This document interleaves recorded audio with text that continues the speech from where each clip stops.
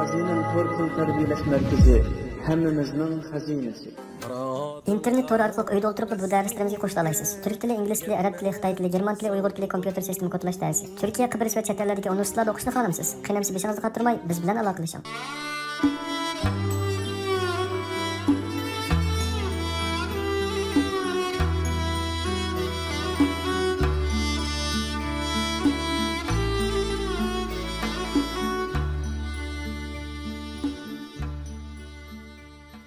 Londondagi Uyg'urlarning yashash holati va ularning ijtimoiy qurilmasi, tafakkur psixikasi makro jihatdan yanada o'zining cho'ng ijtimoiy to'pi bilan o'xshash edi. Ular Britaniya jamiyatidagi tabiiy tashabbuskor ravishda ichkirilib kirib, o'zlarining kimligini uqtirgan asosda istiqomat qilgan reallikda emas edi. Qiqilib so'qinib yurish ularning tub taqdiri edi.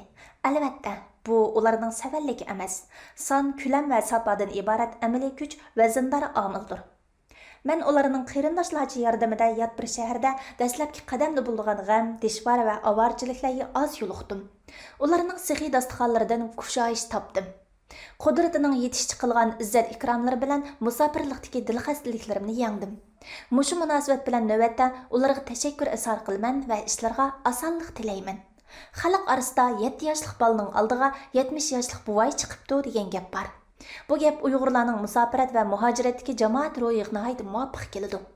Ular bir qarindoshning kelganini anglasa, telefon qiladi, bevosita kelib hol so'raydi, hatto davlat atlab kelibmi holidan xabar ilishadi. Qo'lni yuvsa, qo'l berib yuzni yuyar degan tamsilning mazmuni bo'yicha aytganda, har tarafda chechilib turgan guruhlarning insoniy rishtalari cho'ng bir ijtimoiy kollektivni shakllantiradi. Bu xuddi bir odamning hayoti uning vujudidagi turli organizmning o'rtaq moslashishidan kelgandek bir ish. Britaniya jamiyatidagi ta'sirchan tabiqalarning ichiga kirib manfaatlanish hamda o'zining asli kimligini saqlash Britaniya tavasidagi shundaqla muhojiratdagi barliq Uyg'urning faniyatdagi pul siratidir. Londondagi qarindoshlarim qanday yashagan bo'lsa, shunday yashadim. Hatto men ularning ba'zilaridagi qurilish o'rnida amalli xodim sifatida bir hafta ishlab baqdim. Mayli kim bo'laylik, tumurimiz, zuvulimiz bir ekan. Bir yillik istiqomatni to'kitib Londondan qaytganimda meni o'ztishga chiqqani yanada diniy va irqiy qarindishim bo'ldi. Qo'shimcha 1. Londondagi bir Uyg'ur qizi bilan suhbat. Londondagi qarindoshlarimizning ahvolini egilib, vatandagi qarindoshlarga bildirish maqsadida mumkin bo'lgan doirada Londondagi ba'zi Uyg'urlarni yozma suhbat shaklida ziyorat qilishga xeyli bak urindim. Ba'zi savollarni tayyorladim. Qarindoshlar bu ishimga xeyli qizg'inlik izhor qilgan bo'lsa-mu, faqat bir nafar qiz qarindoshimizning javobiga erisha oldim. Men bunimi az ko'rmay, o'qirmanlarning samimiy tashlashini ravo ko'rdim. Chunki bu savollar davrimizdagi barliq yoshlarning muhokama qilib beqishiq arziydi deb qarayman. Uning ustiga berilgan javobning alayda tarpi bo'lmasmi, sodda, tuz, dabdabisiz holda bir qiz musofirning ma'naviy holatini aks ettirib beralaydi. Siz kelgil qancha yil bo'ldi? O'zingizni bu yerning ijtimoiy muhitiga ko'nalidim deb qaramsiz. Londonga kelgili 4 yil bo'ldi. Asosan ko'nib qoldim. Ko'nib qolishning keyinida nurg'un jarayon bor-ku deyman. Bu jarayonda siz to'lagan eng cho'ng badal nima? Shundaq, men to'lagan eng cho'ng badal tanholik, sukut, shundaqli kishilarni chandurmaydigan ko'z yishi. Sizningcha tanholik go'zallikmi? Uning ichida nimalarning borligini so'zlab berishni xohlaysiz? Meningcha tanholikni umumiy jihatdan go'zallik degil bo'lmaydi. Ba'zida uning o'ziga loyiq ortiqchilik bor. Tanholikni go'zallik emas deganimda, tanholik odamni jimg'ur, odam xolamaydigan, terikkak, shaxsiyatchi, hatto ro'y jihatdan tushkun qilib qo'ydi. Tanho odam o'z atrofidan nimish bo'layotganligi bilan kari yo'q holda to'pdan ayrilib yashashni yaxshi ko'radigan bo'lib qoladi. Bara uningda o'zim uchun yashayman degan qarash tiklanib qoladi. Tanholikni go'zallik deganimda, u faqat vaqtincha go'zallik. Masalan, bir odam kasbda natija qozinaman desa, bo'libmi ayol kishi ko'proq tanho qilish kerak. Shundala uning ko'proq vaqti bo'ladi, vaqtningmi unumi bo'ladi. Bu yerga kelgandan keyin sapoyingizda bir kamchilikni yoki ortiqchilikni sezdingizmi? Dastlabda tildagi qiyinchilik tufayli qo'rinib tamtarab yurdim. Yana bir kamchilik yuqori ovozda gap qilish, yurish-turish, kiyinish jihatda bu yerdagi kishilarni silishtirganda o'zimga bek ahamiyat beradiganligimni his qildim. Sizchi vatan qanday uqum? Bu yerga kelgandan keyin o'zingizni xalqingizdan yiroqlab ketayotganda his qilamsiz, nemishqa? Meningcha vatan tulimi abstrakt uqum. Oddiy qilib aytganda, men vatanni kinlik qinim to'kilgan ana yurt, o'xshash til, o'xshash o'rib odat bilan yashab kelayotgan bir turkum odam o'ltiraqlashgan makon deb qarayman. Bu yerga Londonga kelib, o'zimni xalqimdan yiroqlab ketgandek emas, aksicha xalqimga texmi yaqin, bakrak suydigan bo'lib ketgandek his qilaman. Garchi xalqimdan shuncha yiroqda yashayotgan bo'lsam-mu, uningga nisbatan aytib tugatgusiz mehr-muhabbatimning borligini his qilaman. Xalq naqshlarini anglaganda ko'z yoshlarim oqidi. Burun yaxshi ko'rmaydigan naqshlarni endi shunchalik suyib anglaydigan bo'lib ketdim. Bir qator ko'z qarashingizning natijasida Angliya jamiyatidagi moddiy taraqqiyotning sababini qanday tushundingiz? Biz qanday qilishimiz kerak ekan? Angliya jamiyatidagi moddiy taraqqiyotning sababini ularning ota-bobolari tiklagan asosdan, shundaqla bugungi kundagi sharqratmadek tez turmush ritmidan kishilarning vaqt ko'z qarashidan ayirib qarag'il bo'lmaydi. Yana ta'kidlab qo'yishga tegishli bir ish, ular o'zlari yaratgan moddiy boylikni qanday asrashni ham uni muvofiq ishlatishni biladi ekan. Ular o'zlarining 60 yoshlik davrini 20 yoshlik davrda plan qilib o'rinlashtirib bo'ladi ekan. Menimcha bu tirishchanlik sabab bo'lsa kerak. Sizda til qiyinchiligi bo'ldimi? Nima uchun? Ingliz tili o'rganishga kirishayotgan qarindoshlaringizga nimalarni degansiz ba? Albatta til qiyinchilik bo'ldi. Chunki bizga oliy maktabda ingliz tili o'tmagan, faqat darsdan sirtqi vaqtlarda kurslarga qatnashgan. Hozir o'ylab baxsam, ayni vaqtda bizga dars o'tgan shu o'qituvchilarning saviyasi chaqliq ekan. Shunga bu yerga kelib ko'p qiynaldim. Vatandagi ingliz tili havaskorlariga deydiganim, chet elga chiqishdan burun til asosini puxtalab, o'zining hojatidan chiqa oladigan bo'lish. So'zlash, eg'iz mashq qilishdan qat'iy xijil bo'lmaslik kerak. Chet elga chiqib til o'rganman desa, kutilmagan badallar ko'p bo'lib ketadi.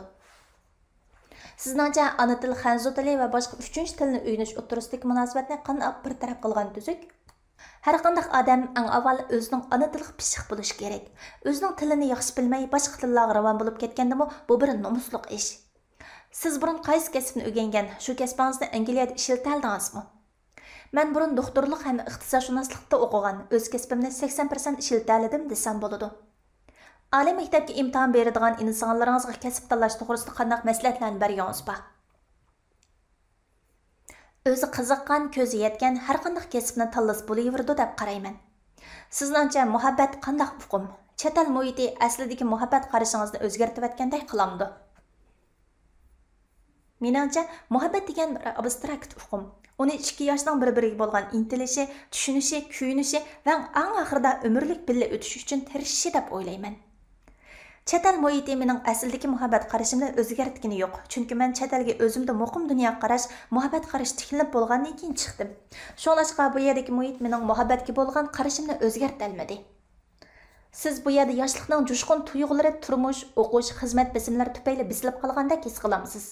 Sizningcha bunday bo'lish xatarlikmi? Men bu yerda ig'ir turmush bisim tufaylidan yoshligimning o'tib ketayotganligini, yoshlik tuyg'ularimning kundan-kunga suslab, intildigan narsalarimning kunsiri ozlab ketayotganligini his qilyapman. Burun unalga qo'yib, muzik anglab, usul o'ynaydim. Hatto bir qatim suv uzgili baratdim. Do'stlar bilan uchrashatdim. Endi yolg'izlikni xohlaydigan, boshqalar muzikani unli qo'yib terikadigan bo'lib qoldim. Meningcha bunday ketiyvas xatarlik, odam hamon bir kun kasal bo'lib qolish mumkin. Sizning oila haqidagi qarashingiz qiziqmay tura olmadim. Meningcha oila to'limi muqaddas. U mehr muhabbatga to'lgan ota-ona va farzandlar to'pi. Illiq oila sog'lom bolalarni cho'ng qiladi. Oilani cho'ng bilmaslik to'g'ri emas, oila degan maktab. Ko'ngildagidek oila yoki hamroh haqidagi qarashlaringizni so'zlab beramsiz. Ko'ngildagidek oila Londonda nimadan derak beradi? Mencha qarshi taraf cho'qim meni yaxshi ko'radigan, ham menimi yaxshi ko'radigan bo'lish kerak. O'zaro hurmatlashadigan, bir-birimizning o'zgacha qarashlarini ko'ngil qo'yib anglashadigan, bir-birimizning ortiqchiliklarini e'tirof qilishadigan, mungdashib o'ltirsak, gapimiz tugmaydigan bo'lsak, ko'ngildagidek hamroh va oilaga erishgan bo'lamiz. Londondagi yigitlarga nisbatan ko'ngildagidek oila bir qiz bilan tezroq to'y qilish, ondan o'yilish, bolalik bo'lish, kunda o'xshagan langman yeyishdan iborat. Siz hozirgacha o'zingiz uchun yashashdan xalqib ketaldingizmi? Ana xalqingizni o'ylagudek holingiz bormi? Men o'zim uchun yashashdan xalqib ketalmadim. Meningcha faqat o'z uchun yashash to'limi nomus ish. O'zining xalqi uchunmi oz-to'l ish qilib berish lozim. Navbatda o'zimni jo'ndib olishim kerak. Vatanga oz-to'l yaxshi ishlarni qilg'umba. Odam o'z uchun yashash bilan birga boshqalarni o'ylash kerak. Masalan, vatanda o'qishni suydigan, lekin qo'li qisqa kelib qolgan nurg'un qarindishimiz bor. Shularga hech bo'lmaganda 100 fond sterling avatib qo'ysak, daftar qalamlariga bo'lsa-mu asqatgan bo'lamiz. Men nevra inilarimga yordam qilib turyapman. Ishni avval shulardan boshladim. Keyinchi har yili 5 bolaning o'qishiga yordam qilay deyapman. Kelgusidagi orzularim xeyli jiq. Alloh xolisa maktab ochqumba, yantiqi cho'nglar sanatoriyasi ochqumba. Angliyada o'qiyotgan vatandoshlarımızga nimalarni ta'kidlaganimiz bor? Bu yerdagi vatandoshlarımga deydiganim, bir-birimizga mehr shafqat yetkizsak, shaxsiyatchilik qilmasak, g'ayvat shikoyatdan tashlab, bir-birimizni e'tirof qilsak, dunyodan xabarsiz holda qor qo'rsaqlarcha yashayotganlardan farqliq yashasak deyman. Bizga deb bergidek vaqt boshqarish tajribangiz bormi? Günlük işlerimni planlıq o'rinlashtiraman, qildigan ishlarimni xotirlab olman. Sahar turib shu kunlik ishlarimning kun tartibiga belgi qo'yaman. Hozirgi g'oyangiz nima? Voz kechgan g'oyangiz bo'lganmi? Hozirgi g'oyam tezroq o'qish bitkizib, mushu yerda ishlash va ko'proq xizmat tajribasi to'plash. Tezroq oila qurib, balaliq bo'lib, yaxshi ayol, yaxshi ona bo'lish. Voz kechgan g'oyam bo'lgan. U danglik ayollar kesila doktor bo'lish edi. Ammo Angliyada bu jihatda natija qozonishga ko'zim yetmadi. Buningda ichki va tashqi sabablar bor. Kishilik hayot va muhabbat to'g'risida yaxshi ko'radigan aqliy so'zlaringiz bormi? Eng yaxshi ko'radigan so'zim "Hey, bu kunlar o'tib ketar" degandan iborat. Chunki men bu so'zdan tasalli topaman. Achchiq va xafalikdan taramlab aqay degan yeshim shu so'z bilan to'xtab qoladi. Qandaqdir bir umid bilan oldimga. Qo'shimcha 2. Londondagi Uyg'ur bolalari. Angliyaga berib taxminan 2 oy o'tganda 7 och Seven Sisters metro bekit atrofidagi bir uyda bu she'rni yozib chiqdim. Kecha uyqum kelmedi. Londondagi qarindoshlarning turmush va psixikalik holati menda bosh oxir yo'q xiyollarni qo'zg'aydi. Bu xiyollarni kallamdan neri qilishga shuncha urinib baqdim. Aksicha bargan sari adab ketgan xiyollar menga zodil aram bermadi. Chirog'ni yoqdimda qo'limga qalam ilib yozishga tavakkul qildim. Bu qatim nimishqidir meni qopiyalar oldiga silib, maddohlar adabiyotida uchraydigan ammabop til va qurilma o'zligidan maydonga kelib o'tadi. She'r o'z vaqtida men qandaqdir bo'shnash aromini berib o'tadi. Shu taqlidda yozishni davomlashtirdim. 2,5 soat atrofida harakat qilib, qalbim to'xtab qolishni istadi. Men ma'qul bo'ldim. Tongga yaqin paytlarda bandalik rishtimni ilohiy muqomiga sungan bo'lib, qanig'uch uxlabdiman. She'r mening ruhiy balog'at qasraqlarim xotiramning burjugida turaverdi. Londondagi dishvorlarda andikan o'z kishilarimizning she'r bilan nima ishi? Hatto o'zim shunday misralarni butunimni yodimdan chiqarib atgal tas qoldim. Vatanga qaytgandan keyin pishqan o'z kasbiy ixlosmand muharrir Qurbon Mahmud aka o'qirmanlarimizga Angliya ta'sirotlaridan iltifotlaringiz yo'qmi deb so'rab qoldi. Şunun bilan birga do'stlarimiz bunday talablarni puritib turdi. O'zimmi shu arzuda bo'lsam-mu, shu vaqtning o'zida qalam zo'qiga mos fursatni topolmay rohatsiz o'tdim. Men Qurbon Mahmud akaning talabini o'rinlash hamda meni deraklab turadigan qadrli o'qirmanlarimga salom berish yuzasidan xotiramni saqlanib turgan Londondagi Uyg'ur bolalari degan she'rni Xinjiang madaniyati jurnalining 2007-yili 6-sonida kichikina ilova bilan e'lon qildim. Mazkur she'r e'lon qilinish bilan Uyg'urcha har qaysi tor betida ko'chirib tarqatildi. Vatanning ichi-teshidagi tordoshlar har xil inkoslarni bildirishdi. Ba'zilar Abduqodir apandi she'riyatning badiyligida qattiq chekinibdi desa, ba'zilar Abduqodir apandi o'zining she'riyat haykalini o'zi chiqibdi dedi. Xabar tepishimcha, Londondagi Uyg'urlar o'tkazgan 2008-yillik yangi yil kechiligida bir qiz qarindishimiz mazkur she'rni ko'pchilik oldida deklamatsiya qilganda rozimanlik va norozilik inkoslar qoplabdi. Naroz bo'lganlar bizning Londondagi turmushimizni xunuk ko'rsatibdi demoqchi ekan. Hatto to'rda o'zim haqidagi haqoratlik so'zlarni uchratdim. Shu vaqtda London universitetidagi Edmund apandi menga yozgan ilxatida farqli inkoslarga erishish yaxshi ish. Bu sizning kishilarni o'ylashga majbur qilganingizdan derak beradi deb yozgan ekan. O'zimga ayonki, Londondagi qarindoshlar men uchun suyumlik, lekin turmush amaliyati baribir ana shu. Men ularning chiroyidagi hasratni anglik bilan yepishga ojizman. Mayli qanday bo'lmasin, Londondagi Uyg'ur bolalari degan bu she'r London haqidagi xotiramning udul yaldamisi. Onu unutib ketishga harakat qilmayman. O'zimga ravo ko'rganni o'qirmanlarimga nimishqa ravo ko'rmay, u she'r mundaq edi.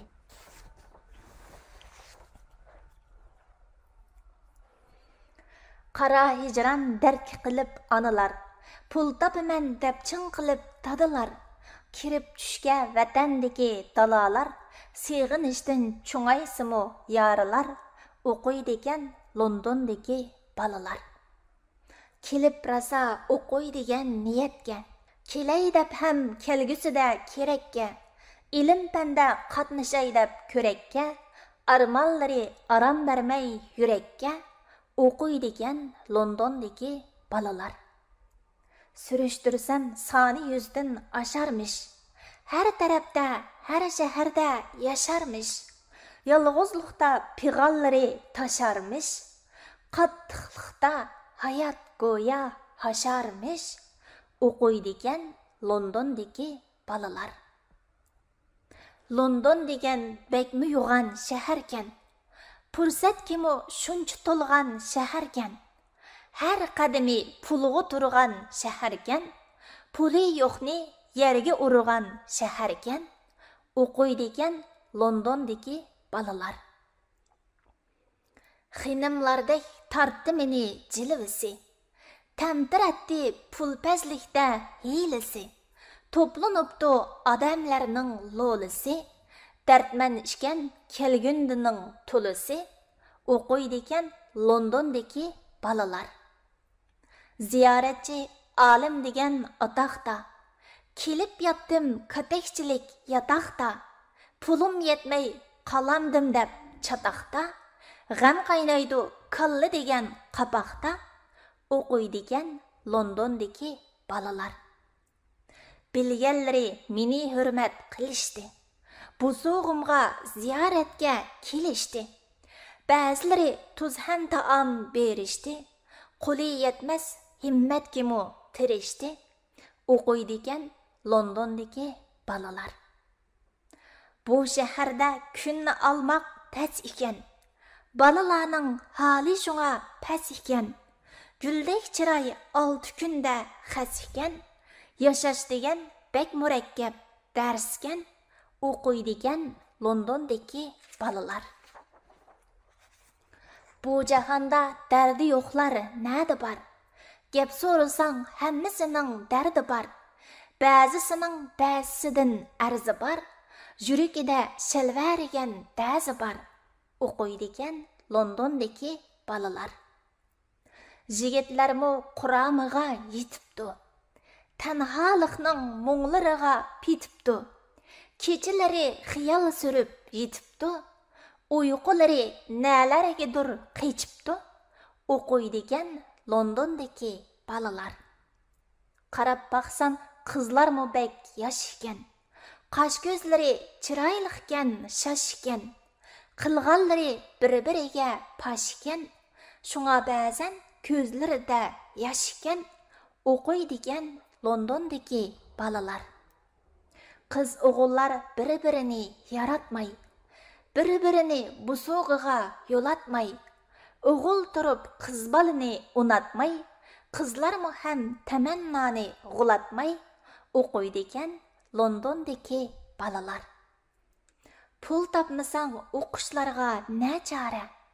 Haq oldida bo'p qalasan bechora. Tapşırmısan öz vaqtida ijara, tanadisan sarasallıqda avara. O'qiydigan Londondagi balalar. Ishliganda qapti o'qish bir yoqda. G'oyalarimi dassilibdi oyoqda.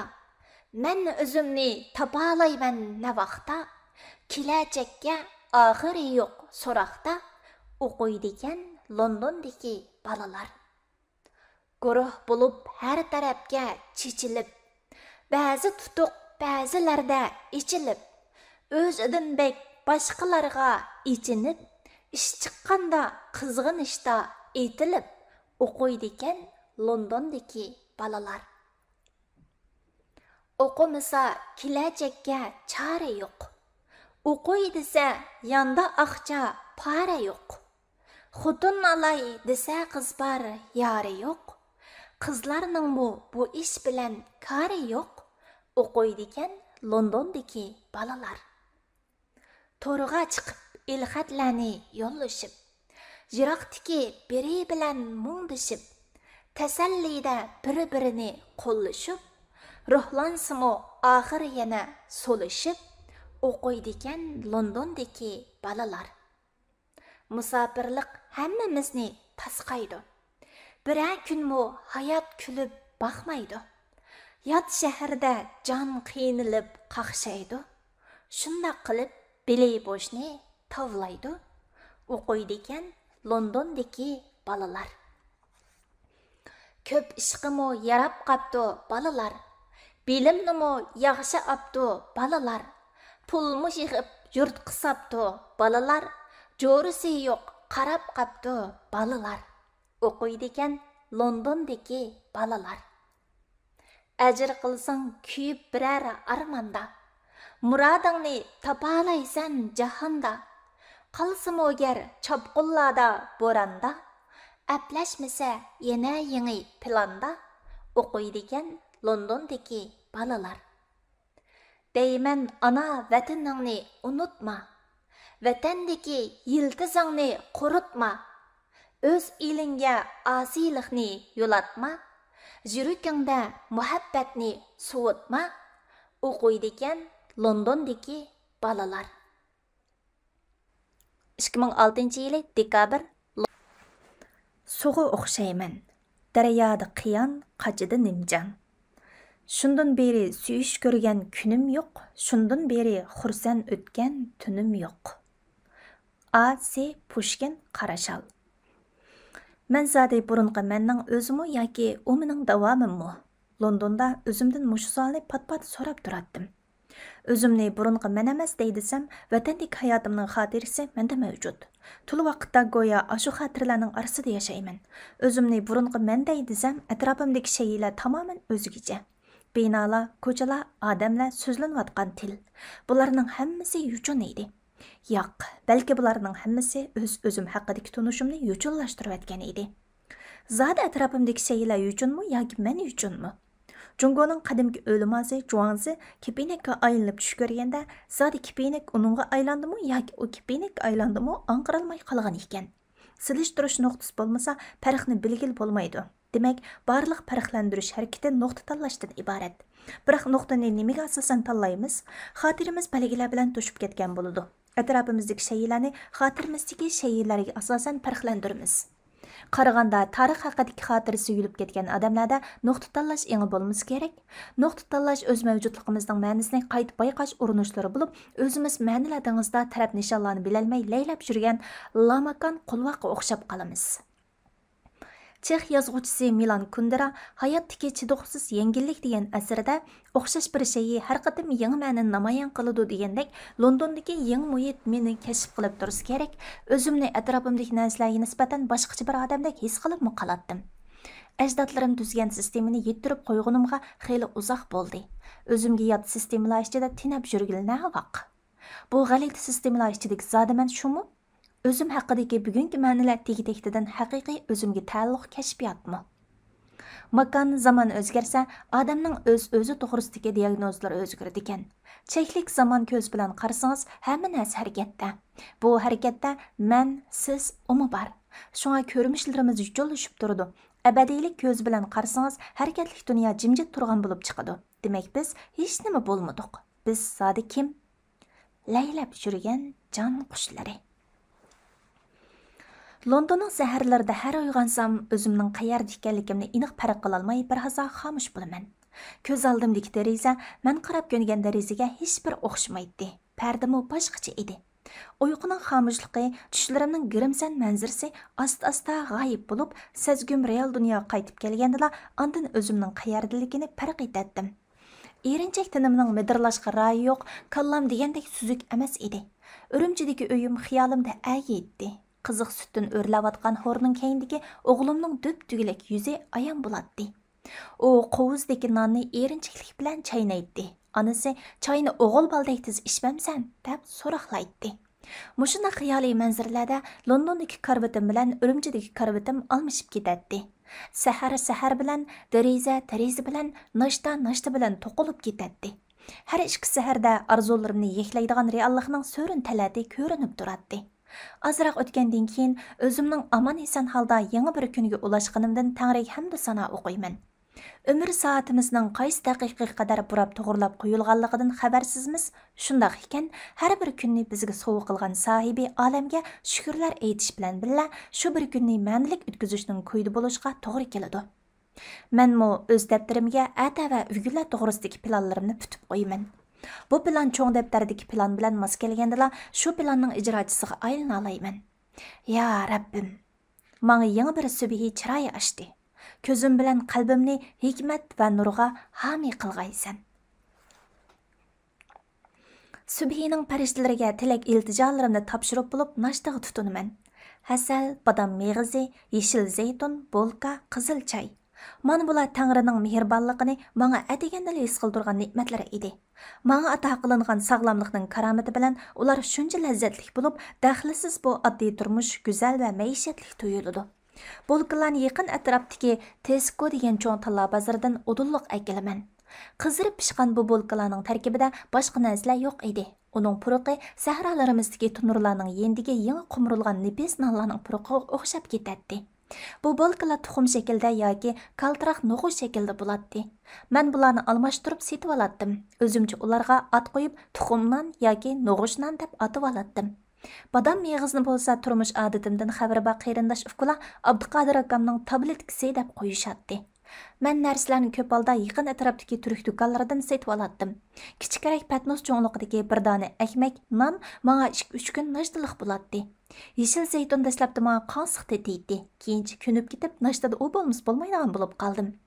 Zeytun Londondagi barliq qavm kishilarining iste'molida doim bor ekan. Yo'g'on yeşil va qora zeytunlarni kishilar ishtiyoq bilan setib oldi ekan.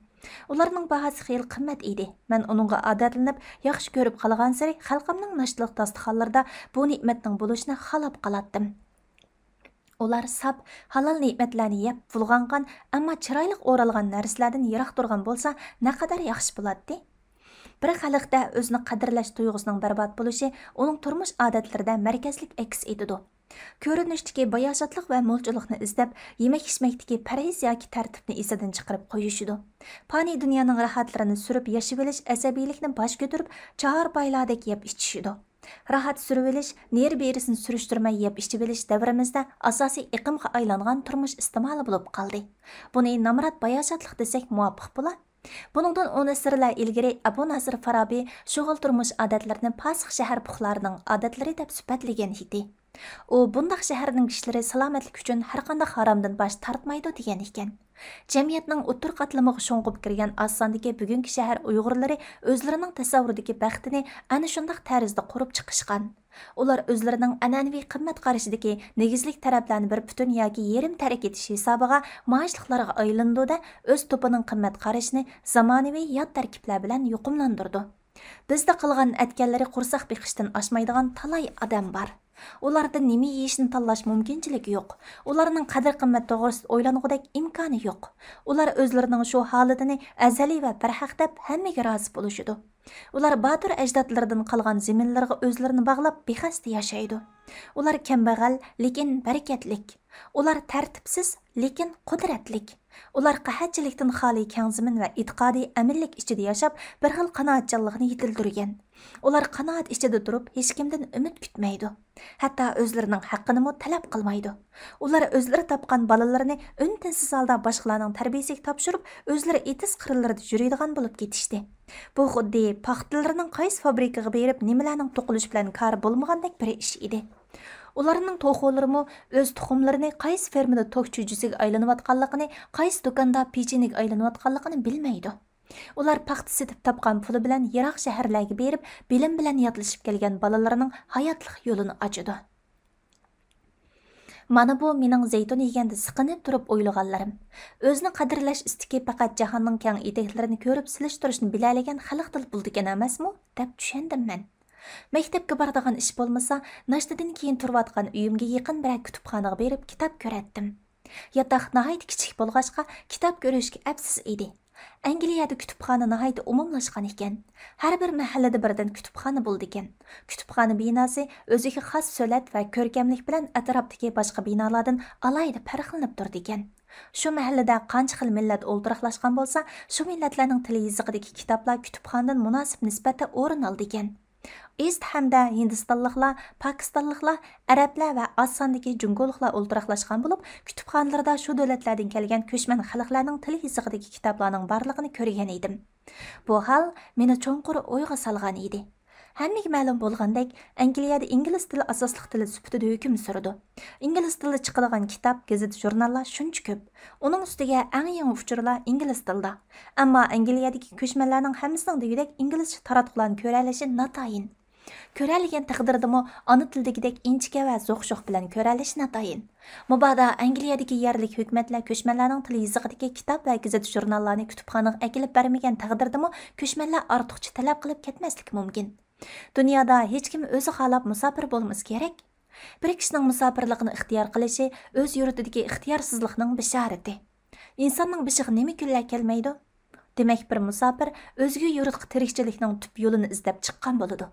U tava madaniyatning ona daryosi uning uchun yiroqda qolgan bo'ladi. Aferin. Angliya jamiyati musofirlarni qo'pollik bilan tegish orqali yeklab turib qabul qilishning o'rniga har bir qavm kishilarining o'z madaniyatiga bo'lgan seg'inishi ham iftixoriga yuchuq ichib berib qabul qilgan edi. Angliyadagi har bir ko'chman Buyuk Britaniyaning jamiyat va madaniyat usullariga madora qilib yashash bilan birga ajdodlaridan qolmish, ana makonlarida davom etmish madaniyatdan loyiqada bahramon bo'lib, tasalli tepish imkoniyatiga tamoman ega edi. Bu yerda har bir elning ko'chmanlari o'z turkumlari bo'yicha cho'ng-kichik jamoatni tashkil qiladi. Nüfus soni favqulodda oz bo'lish bilan birga tarqoq yashagan musofirlarning eng kichik uyushma yoki derneklarni tuzish layoqati bo'lmay qoladi. Jamoatlashish layoqatini hozirlagan ko'chmanlar to'pi o'zlarining faoliyat va madaniyat markazlarini, ibodatxonalarini, maktablarini, saxovat fondlarini qurib, g'oyivona tarzda ona vatan orbitasini aylanib istiqomat qilishidi. Ular oilalarida va hatto oxirdagi o'quv maktablarida farzandlarini ona tillarida tarbiyalaydi. O'z diniy aqidalariga erishidi. Yerlik hukumat o'z qonun nizomlari bo'yicha har qaysi jamoatni zarur sharoitlar bilan inson yaxshi yashash bilan yashamaydi. U yana madaniyat va ma'naviyat bilan yashaydi. Jahonda hech qanday milliy tavallik yo'q, abstrakt madaniyat bo'lmaydi. Madaniyat milliy bo'ladi. Milliy bo'lg'achqa farq va rangdorlik kelib chiqqan. Dunyomo shu farq va rangdorlik bilan kishini jalb qiladi. Shun yaratquchimi o'z mohiyatidagi bir butkul dunyoni rangarang qilib yaratgan. Har qanday insoniy narsa o'zaro farqli bo'lgan holatdami insoniyatga o'rtaq narsadir. Madaniyat model shundoq. Angliyadagi hindi, arab, turk degandek cho'ng jamoatlar to'pi o'zlarining ona tuprog'idagi madaniyat andisi bo'yicha yashab, Britaniyadagi huquq manfaatlaridan bahramon bo'laveradi. Ularning madaniyatimi Britaniya jamiyatining seyrlik tusini oshirish rolini o'ynagan edi. Londonni olsak, nurg'un millat kishilari o'zlariga xos turmush imkoniyatini topalaydi. Aqallisi mahallalardagi kichik kutubxonalardami ular o'zlari orzu qilgan ona tili yozig'idagi kitoblarni topalaydi. Lekin men bu kichik mahallalardagi kutubxonalardan ona tilimdagi kitoblarni hargiz topolmaydim. Menda undaq umidmi yo'q, chunki men avval shundaq tipdagi kutubxonalarni o'zim cho'ng bo'lgan kanitdan topalishim kerak. Angliyadagi mahallaviy kutubxonalarning muhiti pokiz va ozoda edi. U yerga kirish uchun boshqa rasmiyat ketmaydi. Inson bo'lish layoqatingiz bilan kirib, tartiblarga bo'ysungan asosda hamma madaniyat boyligidan bahramon bo'lib chiqib ketsangiz bo'ladi. Kitob oriyat olmoqchi bo'lsangiz, uning yo'li boshqa, albatta. Kitob jurnallarni ko'radiganlar uchun taxlab qo'yilgan o'rindiq shiralar kengri edi. Men ana shundoq muhitda o'ltirib James Milwardning Yevro-Osiyo to'qmushi, Xinjiang tarixi degan kitobi, Nasan Lightning Uyg'ur klassik adabiyot haqidagi doktorlik dissertatsiyasi Tayg'oq yo'lini o'qib chiqdim. Ularning akademik tili, masalalarni bir taraf qilishdagi ilmiy metodi, ko'p xil til yozig'dagi manbalarni savrachallik bilan tepib ko'rishi meni qoyil qiladi. Bundaq tadqiqot istili men cho'ng bo'lgan territoriyada texi kengaymagan edi. Kutubxonalarda o'nsin buyumlarmi bo'ladi. Kishilar ularni oriyatga ilib, uylarida zo'q olsa kerak. Diqqatimni bakrak tortgani kutubxonadagi bolalarga ajratilgan bo'lak bo'ldi. Odatda kutubxonalarda bolalarni madaniy mashg'ulotga solg'il bo'lgan yerlar bo'ladi. Oila ayollari bolalari bilan birga kirib kitob o'qishadi yoki bolalarni o'ynatadi. U yerda muqobil qiziqarli loyihalangan bolalar kitoblari, rasmli kitoblar ko'p bo'ladi. Ayollar bolalarini o'ynatqach kitob ko'radi. Menga bu yerdagi onalarning diqqati ko'p holda bola beqish va bola tarbiyalashga qaratilgandek tuyuldi. Balkim ular farzandlarining aqliy kuch boyligini oshirishni pul tepish bilan barobar o'ringa qo'ya olishi kerak. Balalar harvida o'ltirib berishga bakil kunukdek qiladi. Ular onalarga moslashib berayotgandek uncha g'alva qilib ketmaydi. Kutubxonalarda balalarning qayxishlik qilganini ko'rib boqmagandek qilaman. Nazarimda bu yaning bolalari bakil baxtlikdek qiladi. Ular 2 yoshga kira-kirmayla yasliga mahkum bo'lib qo'sh til olviniga tutilmaydi. Jonijon onalari har zaman ularning beshida parvona edi. Yasliga borgandimi ularga o'z onalari hamroh edi. Zamon ularni bemahalla o'g'inish mashinasiga aylantirib qo'ymagan edi. Ular ota-onalaridan tabiiy iqib chiqqan mehr-muhabbat bulug'iga qinib, mehr-muhabbatni his qilishni o'rganadi. O'ynashni o'rgatish bu yerdagi oila ma'rifi va yasli ma'rifining muhim mazmuni. Chunki o'yin behuda harakat bo'lmasdan balkim bir xil moslashish, kollektivlashishni talab qiladigan ijodkorlik faoliyati. Balalar oyun davomida o'zlarini sezmagan holda tabiat va hayotni tajriba qiladi va o'zi deb berolmaydigan cho'nqur kechirmishlarga erishadi. Balalar turmushning erkin qushlari, ular fursatparast ma'rif siyosatchilarining tajriba materialiga aylanib qolmasligi kerak edi. Ko'z tutishimcha, Londonda bog'chisiz va kutubxonasiz mahalla yo'q edi. Bu yerda maktabsiz, kutubxonasiz, madaniyat va tantarbiya markazidan xoli mahallani tasavvur qilish mumkin emas edi. Bu yerning bog'chilari egiz o'sgan kadang daraxtlarning bukbaraqsan qamatlarida xiyoban ko'rinadi. Odamlar az, o'rindiqlar bo'sh. Yağmur yağmasıla buluşu xiyal sürgül buludu. Asfaltlanğan piyodalar yo'li daraxtlarni bo'ylab so'zilib ko'z oldingizga tarayib, qaysidir bir daraxtning keynida ko'zdan g'oyib buludu. Yerlik kishilar taxi Londonni yeshillik oz shahar deyishidi ekan. Bu faqat shularning o'ziga yarashadigan gap bo'lsa kerak. Turalg'umga yaqin kutubxonalarda bo'lgan kunlarimda tushlik tomoqni yotiqimda yeydim. To'y qozonda go'rishtimlab bir dona tuxumni qo'rib, qursaqni birdamda jo'ndaytdim. Ba'zi kunlari to'nglatqoq silib qo'ygan biliq qatlamasini duxovkada isitib yeydim. Qiltiriqsiz bu biliq shundoq mazalik edi. O'zim yolg'iz mazza qilib ichimdan yo'riqlik taravotgandek bilinganda bolalarimni o'ylaydim. Ularga o'z qo'lim bilan ashu mazalik biliq qatlamasidan yetkuch isitib bergim keladi. Boshqalarni zo'qlantirish katta zo'q ato qiladi kishiga. Bir musulmon Uyg'ur uchun Londonda yashash Jungoning ichki o'lkalaridagi har qanday shaharda yashashga qaraganda ko'p oson deb o'ylayman. Londonning baynalminal xalqaro xarakteri chetallay chiqish shahar elish bilan tang tuyuldigan teklimakan bolalar uchunmi qulaylik sharoitlarni ato qila oladi. Bu yerda irqiy va diniy turmushga oid har qanday talab daxlsiz holda qanadi. Ko'nglimdagini aytsam, men Urumchiga qaytib kelibmi Londonning halol, sap, bexatar yemak-ichmaklarining armonlarini yedim. Londonda ancha ko'p vaqt sarf qilmaymi, sifatlik, lazzatli bir qatimli g'izoning ipini qilg'ili bo'ladi. Kechlarda barangi bilan kal go'shtini qo'rib, turklarning yumshoq ekmeklari bilan yeyman. Ba'zida baranga va tasma purchoqlarni pishirib yeyman. Hindistonning uvoq muchini akilib, samsaqliq yog'much etib olaman. Achchiq suvni jungoliklarning do'kondan akilman. Barangi bilan tasma purchoqni achchiq suv bilan mushqimilab esa boshqacha huzur bo'ladi. Angliyaning yerlik achchiq suvi toza tetimaydi ekan. Jungoning echitqu madaniyatiga obdalla kunibdiq. Alaydan jungoliklarning achchiq suyini izlaydigan gap. Yana kuda qiymasi tugilgan tugri yegim kelganda kudini cho'ng bozorlardan topolmadim. Yerliklar kuchlik biroq narsalarni yeyishni yaxshi ko'rmaydi ekan. Kudini mo jungoliklar do'kondan tepib kelib, qarindoshlarning uyida tugri atkizib yedim. Ba'zi oqshomlari qizilchi pishirib yedim. Yotarga oz qolganda azroq morojnilik bo'ljirgan qiyomi yeb qo'yaman. Jugurib kirib badan qizib turganda u toza xo'sh yoqatdi. Shu xil turmush uslubida kayfiyatim hamisha shosh turdi. Bu yerda zo'rinib ortiq tomoq yeydigan kashlik so'rinlar yo'q-da. Hatta oxirlarda bir nechimiz yaqin atrofdagi turk do'konlaridan qo'y qovurg'isi akilib duxovkada kabob qilatdik. Kabob pishib tayyor bo'lguncha Italiya chupini rosa qaynatib, suzgandan keyin mushliq achchiq suvni sepib, sarangi tilidek to'g'ralgan tarxamakni silib, seriqash qilib yeyishatdik. Shundoq issiq basatdi. Bir musofirga oliyjanob ishlar va erkin tanlashning huzuri nisib bo'lmaganda, u hech bo'lmaganda yemak-ichmakdan keladigan jismoniy lazzat orqali hammani to'ldirib, o'zini avuntiradigan bo'lib qoladi. Gadayning bir qatim to'yg'ini, bir qatim boy bo'lg'ini degan gap musofirlarning ko'ngillik bir qatimliq ovqatlanishga toza muvofiq kelgudek deb o'yladim. Londondagi turmushimda mutlaq ko'p chog' yolg'izchilikda o'tadi. Albatta, shunga kallamni tugamas fikr g'alyanlar besib oladi. Kitobdagi fikrlar tus va mazmunlarini o'zgartishib, meni talon-taroj qiladi. Kitob meni asta-asta yeb ketayotgandek his qiladim. O'ltirgan petim xiyolni bir boshlab olsam, uning hech oyog'i chiqadigandek emas. Muhit va odamlarimizdan suyunmaslikdan kelib chiqqan mayuslik, armon yuklarini ortib mangandagi cheksiz tanholik, o'tmish hayotdan yamirgan o'kinishlik tartishlar, Kafkaning qal'asidek izdab yaqinlashgan sari o'zini yiroq tartib turgan manzaralar meni isib bo'zak qiladi. Go'yo o'zimni o'z xiyolini kontrol qila olmaslik kasaliga giribdor bo'lgandek o'ylab, o'z-o'zimdan ansirab qolatdim. Shunday vaqtlarda she'r yozaman. Boshqalar tarafidan tashlanib ketganligimni his qilganimda, vujudimning qayerdir yushirimda yotgan she'ri tuyg'ularim o'zini oshkorlaydi. Shu vaqtda qalbimni olsam, she'r chiqadi. Ashu chidiqsiz tanholikni makon tutganlar o'zlari haqida sap insoniyatligi bilan pichirlab berish fursatiga erishadi. Biroq biz hozirgi zamon odamlari boshqalar tarafidan tashlanib ketishdan qo'rqamiz. Tanholikni o'limdan qo'rqinchli bilamiz. Nima qilganimizni yodimizdan chiqargan holda o'jratli asabiylik bilan o'zimizni urimiz. Qanday bo'lishdan qat'iy nazar to'pqa agishib, to'p ichida tursak o'zimizni xavfsiz his qilamiz. Shunga bir-birimizga noit o'xshab ketamizki, go'yo jamiyatdan iborat xumdanning xishlarimiz. Shu kunlarda mundaq misralarni yozgan ekanman. Bo'lib rastilla arzimas inson. Canıga patqudek untulup baqqın, mujup yürekni öz qo'ling bilan achchiq urib to'lg'unib baqqın.